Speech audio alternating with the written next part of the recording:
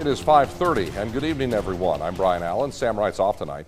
During the first week of the South Dakota State legislative session, lawmakers pushed through a bill that funded workforce housing projects with an emergency clause so that the money could go into communities immediately.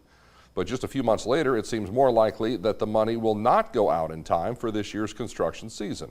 Austin Goss tells us why in our 5:30 top story. Efforts to get government money out to fund workforce housing projects across South Dakota is going slower than state lawmakers would prefer. During the 2022 legislative session, state lawmakers passed a bill to establish and fund a housing infrastructure loans and grants program. But that bill stalled due to questions about the language in it. This year, one of the very first bills passed by lawmakers cleaned that language up and was signed by the governor, with the goal being to get the money out the door in time for the 2023 construction season. But Thursday, lawmakers on the executive board learned that their efforts were effectively futile.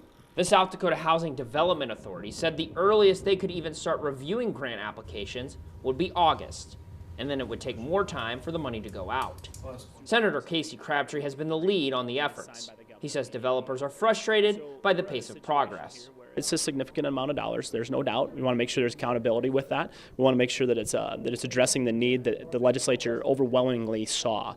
And so they're going through that process. The delay is frustrating. There's no doubt about that. But we're not going to just work our way out of this in one construction season either.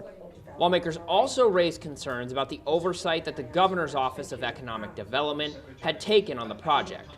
One of the most hotly contested points on the 2022 bill was which state agency should be tasked with administration of the funds.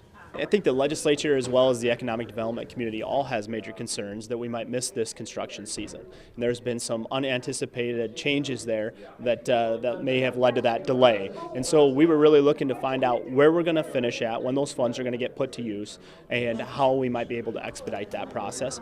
Even for those who initially opposed the bill, like Representative Chris Carr, the desire to follow through now trumps former opposition. This is still the largest general appropriation we've ever had. $150 million of general funds, total package $200 million. I want to make sure those dollars get used to the best of their ability, to the intent of the legislature to actually do some good.